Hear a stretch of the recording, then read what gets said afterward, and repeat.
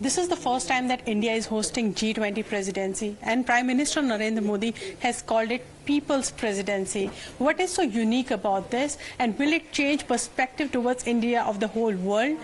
We have with us Union Minister Mr. Hardeep Puri, who had been a diplomat, also to speak more on this. Sir, how unique is this presidency? Whether it is just another presidency that we have seen in the past, or will it change the world order? No, it's a very unique presidency. It's a unique presidency for a number of reasons. The G20, as I keep maintaining, was born in a time of crisis. It was born when the world and all the multilateral institutions, the World Bank, IMF, the UN, they did not know how to deal with the crisis. That crisis came in 2008 when the world economic and financial crisis took place. And the G20 was formed then during the crisis to deal with that crisis. They took a finance ministers level group of G20 and upgraded it to head of state and government level. So the first two summits were very important. The 2010 summit in London helped calm the situation.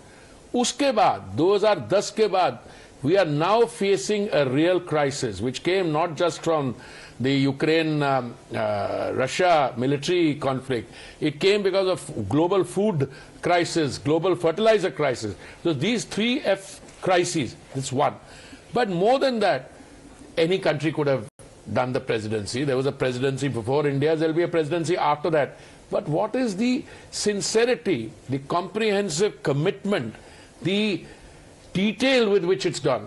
Now, I mean, normally a G20 preparatory meetings are held in one or two cities, then in the capital city. Here, I think countries from the extreme north, countries, cities in J&K, in Punjab, in extreme south, the west of India, the east of India, they're all having G20 meetings. And the participation, not just in the official meetings, but in all the side events, the kind of India that is being showcased there, it is India, our culture, our heritage, our people, our cuisine, our soft power, our fashion world. I mean, if you were there at Bharat Mandapam, I mean, I'm mentioning it. So it is really to that extent, not just India's presidency, but the people of India's presidency. You know, I've been a diplomat for 39 years, and I spent 6 years after that in the international think tank world, in the UN, etc. Very often, diplomacy is defined or perceived as summit level. Heads of state and government meet, or if there's a COVID, they'd have a telephone call, that's it. No, there's people's participation here. That people's participation is resonating in the nature of the events. So, I mean, I'm not just talking about what Delhi is looking like or what other capital cities are looking like or other cities. It is not just in capital cities. It's happening throughout the country.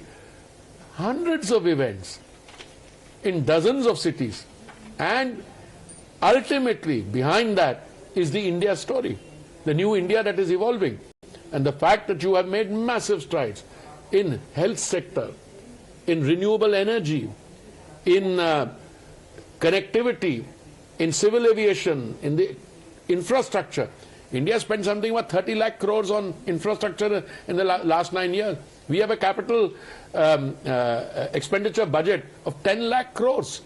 So which other country does that? And on top of that, on and over the moon. So I think that is what really, and I think PM's, you know, he has this, he's a great ability to get a thought registered in the simplest of ways. पहले था वो चंदा मामा दूर के और अब चंदा मामा tour के. अभी तो game has just started. We'll sit with our children and find out what all can happen on Chanda Mama.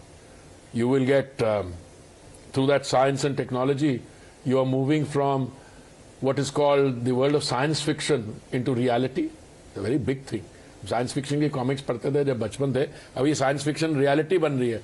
दूसरा आपको, मैं वहां तक तो पहुंच नहीं रहा कि पूरी वहां पे आपकी प्रेजेंस रजिस्टर हो जाएगी, कॉलोनी बन जाएगी, वहां तक नहीं पहुंच रहा अभी यही पहुंच रहा हूं कि आपको क्लाइमेट फोरकास्टिंग में, आपको एग्रीकल्चरल अंडरस्टैंडिंग में, आपको clean energy pe, helium pe. I'm just giving you example. Yes. This is where the discovery of science, you know, gets a boost.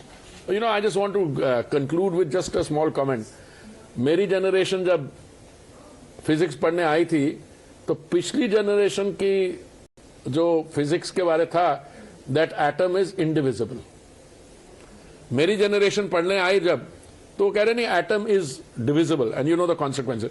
So this is the start of an entirely new chapter in science, technology, and in the human evolution. That is the point. And how many countries have got there? India is one of the only 4 countries, and India the first to have got on the side of the South Pole. Isn't that something fantastic? अब इसमें private sector में क्या मिलने वाला है? वो space has always had a private sector, and startups में बाकी जो लोग होंगे जब आज you know when you read the text of what the thinking is, it's mind-boggling. But there are people, there are politicians and Congress party is saying there's nothing great in it, it's just routine. You know, the credit also should go to Nehru. How do you I think the Congress party would be, especially its leaders, would be committing a cardinal sin if they did not attribute all success to Mr. Nehru and his children. I think that would be a mistake, क्योंकि उनके नौकरियां जाएंगी अगर वो they don't do that. But there is another serious aspect. अगर आपको इसरो की credit पंडित जी को देनी है, then he must have conceptualized about it and not written about it. माननीय पंडित जी तो 1964 में he went on to his heavenly abode. ISRO तो 1969 में पैदा हुआ है. अभी मैं क्या बताऊं आपको, आप इसरो के साइंटिस्ट की या एविडेंस देख लीजिए वो क्या कहते हैं. So I don't want to get into this. मैंने आपके किसी और कॉलीग को कहा कि ये irrelevance and this kind of snide remarks or cynicism, they go hand in hand. Sir, also, you know, do you think that India will set the ball rolling in the changing world order? Because we are focusing on global south. And also we are trying to get South Africa and Union in the G20. How do you see this changing world order? And do you think that India will set the stage for that? देखिए, इस समय संयुक्त राष्ट्र में 193 countries हैं. Clearly what India does has a major impact. But world order is more than just what you and I wish. There are other large countries, there are large economies. There's a country which has a $24-25 trillion economy, the largest economy in the world. Another one has $16-18 trillion. Then there are smaller ones, etc. India is beginning to make an impact to the extent that India can get things done and have the multilateral system react to the Indian initiative, which is not always the case. हाँ, पहले भी थोड़ा सा होता था. But how much the world order is going to change will depend on what persistence, with what persistence. But certainly the Indian presidency of G20 will go down in the multilateral system as something unique, where a very major difference was made, and there will be institutional takeaways that will be derived from this as well. So energy requirement is going to be a very major focus also when the talks will be held. Now, you know, in the background of Russian-Ukraine war, how do you see this? Because Saudis will be on the state visit, and there are speculations that India may ask Saudis to have oil from there. Madam, oil is not bought by governments. Oil is bought by the private sector and public sector companies in response to tenders which they float. जो जिसके पास भी तेल होगा और जो अच्छे दाम पे सप्लाई करेगा उससे खरीद लेंगे. By and large, we used to have, our consumption is about 5 million barrels a day. By and large, we used to buy, I think, about 800,000 barrels or 1 million barrels from 4-5 countries, जिसमें Saudi Arabia, UAE, Iraq, Kuwait वो थे. पहले हम 29 देशों से खरीदते थे, अब हम 37 देशों से खरीदते हैं. तो इनको उसके बीच में किससे ज्यादा लेंगे, किससे कम लेंगे? हम अमेरिका से कभी खरीदते नहीं थे, आज $20 बिलियन का हम एनर्जी उनसे खरीद रहे हैं. इराक से पहले नॉर्मल होता था, फिर कम हो गया, अब बढ़ गया. रशिया से 0 होता था, 0.2 था, फिर वो बढ़ा, फिर वो थोड़ा नीचे आ रहा, इराक से बढ़ रहा. ये तो this are dynamic reflections of the market place. So also you had been a diplomat. How complex, you know, is it for India right now to balance all the countries?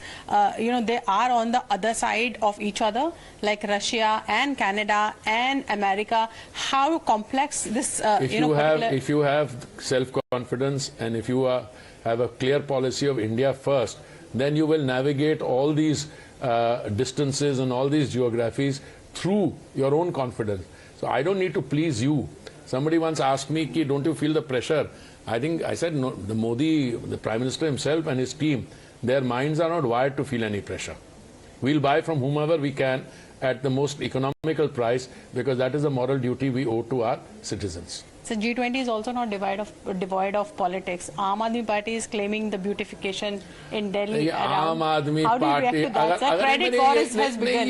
If Congress Party can claim the Chandrayaan success and place it at the feet of Panditji, then why can't you? Be generous. Why don't you allow Aam Aadmi Party to say that its mohalla clinics are the best in the world? I mean, don't remind them that they failed during the pandemic, or that its schools are the best in the world.